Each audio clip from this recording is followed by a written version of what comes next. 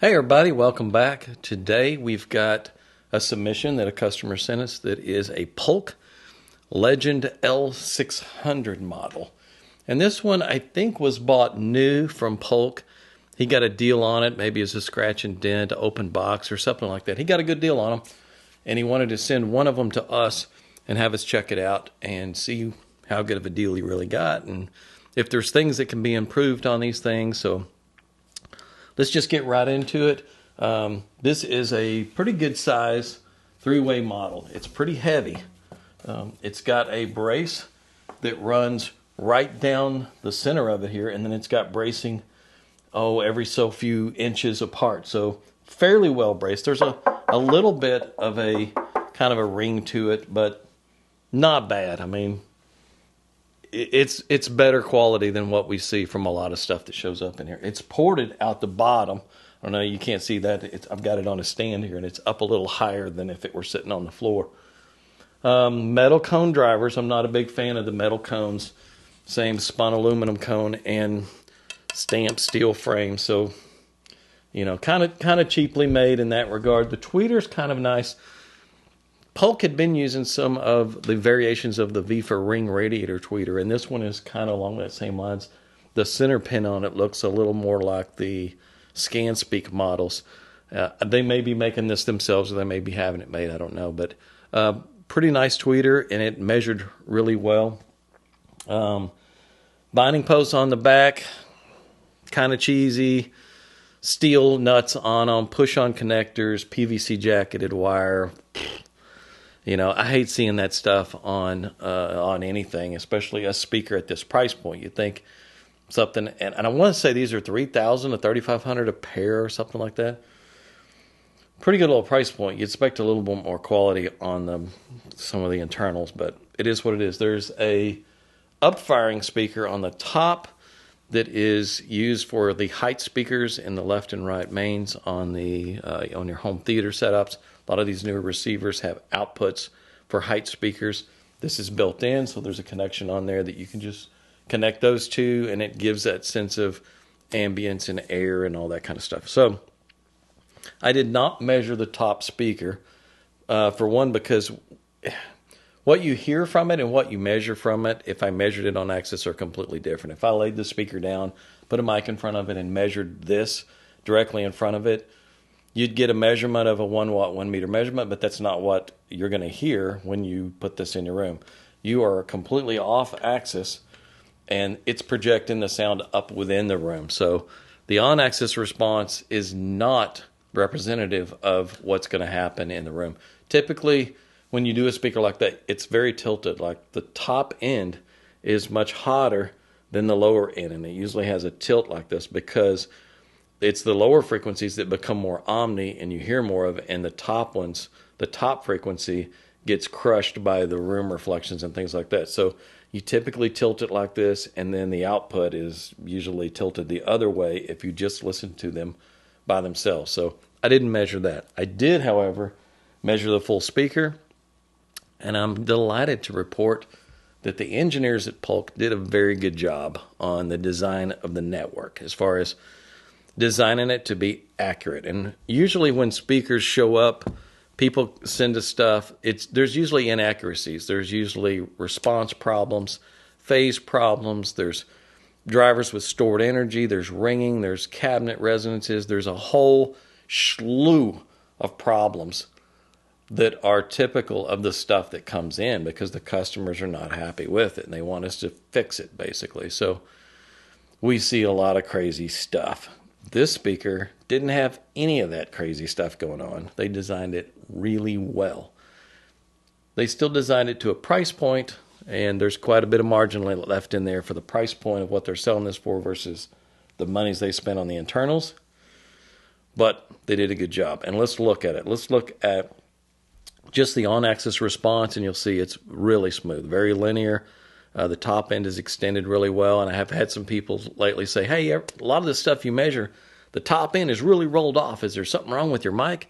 No, there's nothing wrong with my mic. It's a calibrated microphone, and it is what it is. When you see something that's got a rolled off top, it's because it really has a rolled off top. In this case, this speaker does not have a rolled off top. It's very flat all the way across. They did a great job. Let's look at the crossover response. Now, I say crossover response. This is the tweeter mid versus the woofers.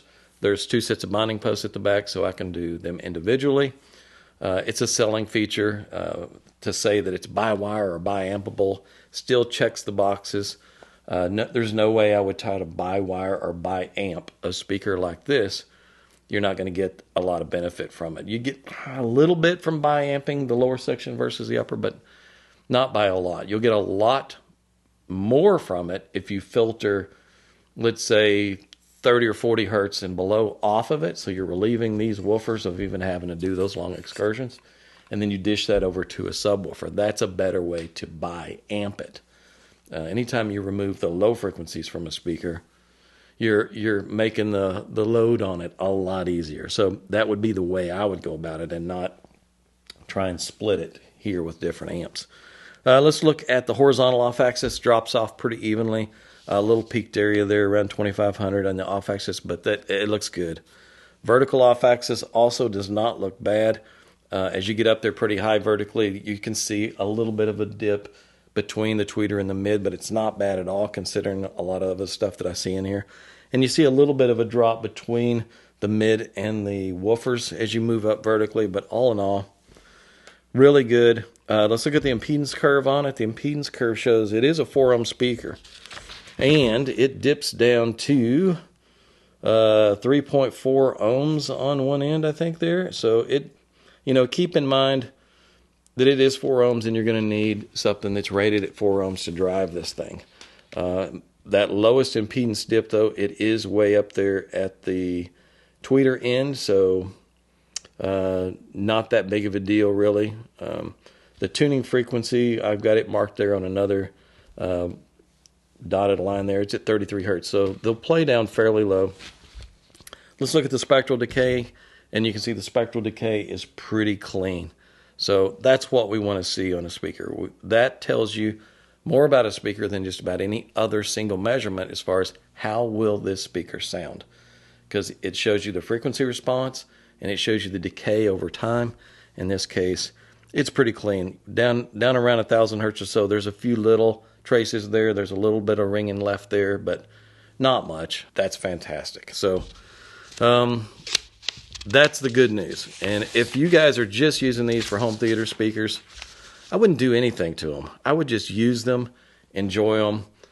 For home theater, they're just making sounds and left and right and creating this sound field and things like that. How accurate does the sound of a car driving by really have to be for you to enjoy the fact that a car just drove by and things like that? If you're listening to it for music, if you're buying this for music, if you bought it for music, that's a different story. Keep in mind that the measurements are not a measurement showing how good the speaker sounds. The measurements show how accurate the speaker is. In this case, the speaker is accurate. It's very good. Again, the guys over at Polk that designed these did a great job.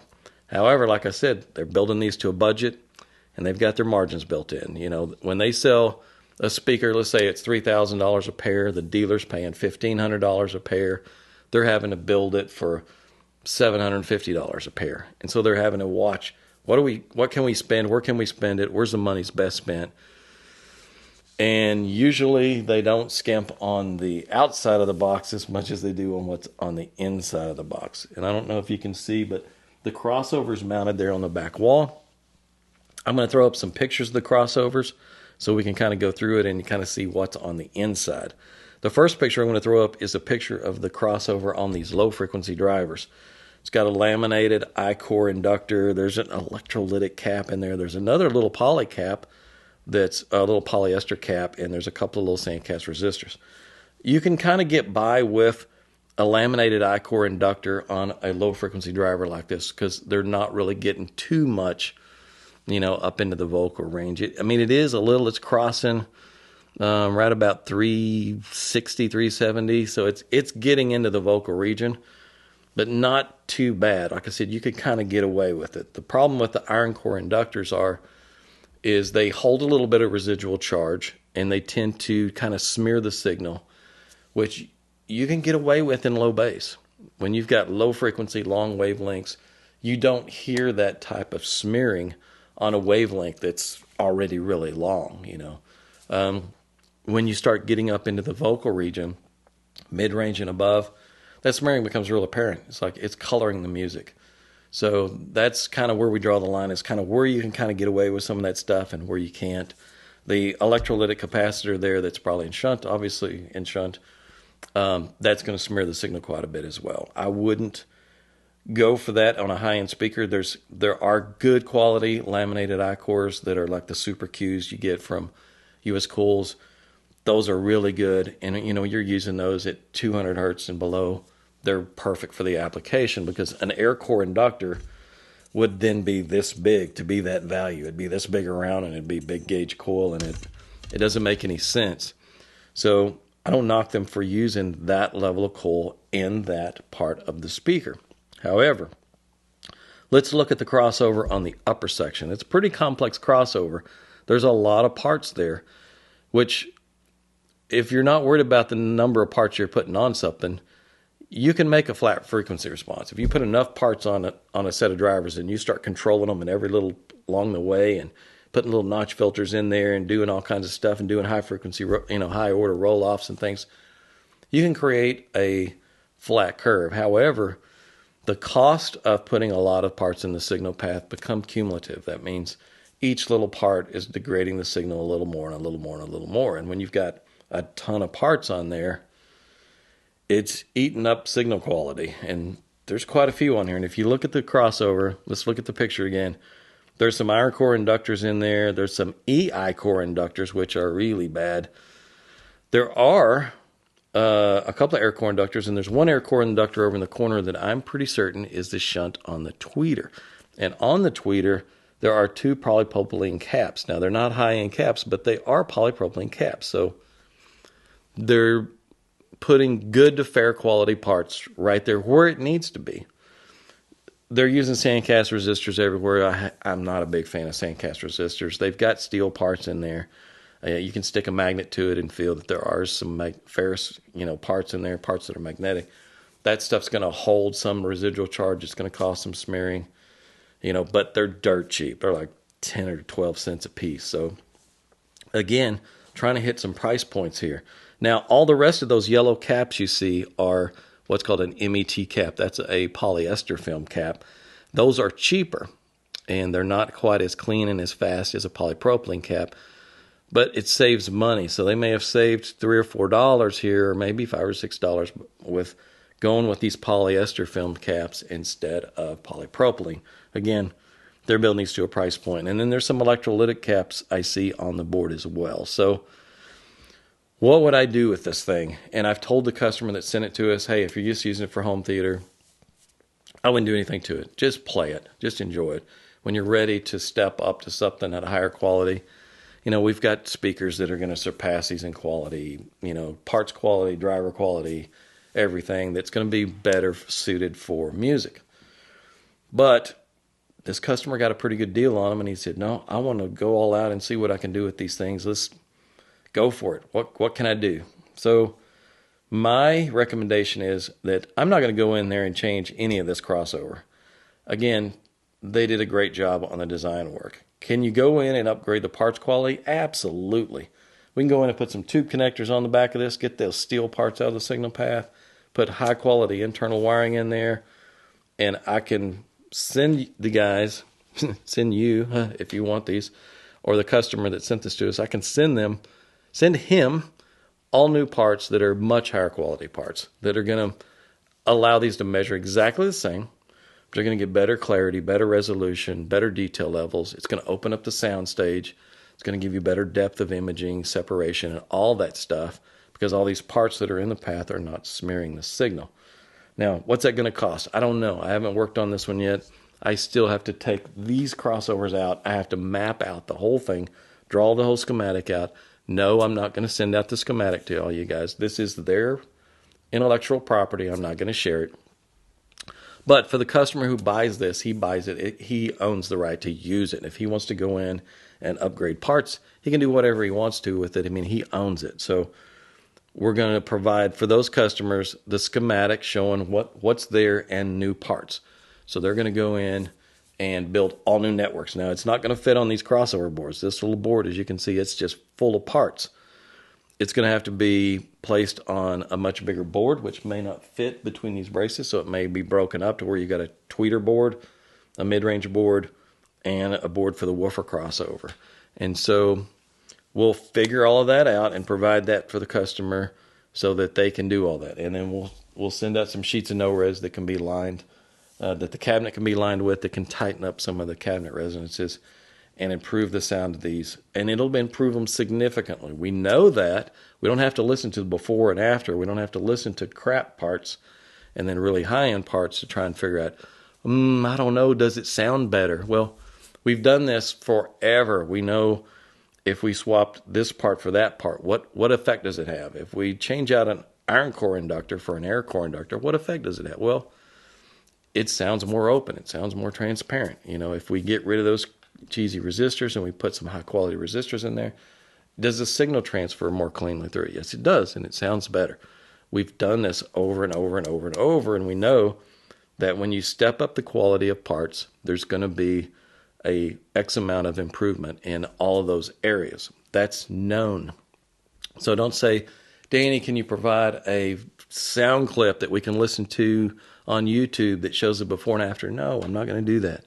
No, that's very difficult to do and get it right. And then when we do that, the sound clips only catch part of what we've done. Things like layering within the sound stage and where things are in the sound stage and things like that are going to improve when we remove all the smearing and all the spatial cues are left intact. You're not going to get that in the recording. You're just going to get tonal differences, which is only part of the puzzle piece there. It's only part of the picture. So, no, I'm not going to do all that. We're just going to offer this, and if you're interested in it, you can get it. Now, could Polk have done all of this? Absolutely. The guys at Polk could have said, look, we're going to use all air core inductors. We're going to use all polypropylene caps. I'm going to use this boutique brand special high-end capacitors on the tweeter and the mid, and they could have done all of that. But it wouldn't have been at this price point. They wouldn't have been able to build them for, they had to build these for probably $800 or $900 a pair at the most, maybe $700 or $800 a pair is what they had in their budget to build them, because then it's going to go to a dealer, it's going to get marked up, it's going to go then retail price. So they have to look at it from a cost standpoint. If they offered the level of parts that we're just going to sell, it would have probably increased the speakers by half again as much or more. It would have just added that much to it, because there may be $600 or $700 worth of parts here. So if you take $600 or $700 and multiply that out to what does it come to then for the dealer and then for the end consumer, it could have added $2,500 to $3,000 to the price. So that's why you don't see that kind of stuff at these price points. Or at least you don't normally see high quality parts at these price points.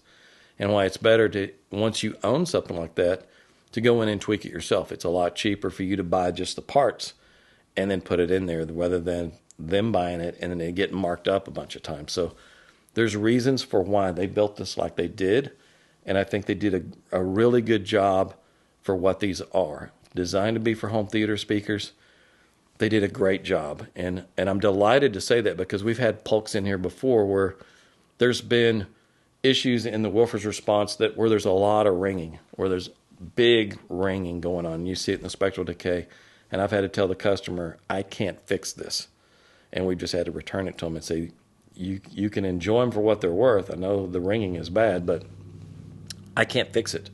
In this case, I don't have to fix anything. It's just a parts upgrade. So again, kudos to you guys over at Polk for doing a really good job on these. And see, all you guys who say, I always bash on everything that gets sent in. The stuff that gets sent in is usually a problem situation. It's usually the stuff that comes in has problems. And when something comes in that doesn't have problems, I'm going to say that it's good. And in this case, this is another one of those that I can say they did a really good job. So, sorry for rambling through all of that information. If you stuck with me through all that, thank you. And if you haven't subscribed to our channel, please do. That way you'll get notifications of new videos when they drop. That's it for this one, and we'll see you guys in the next one.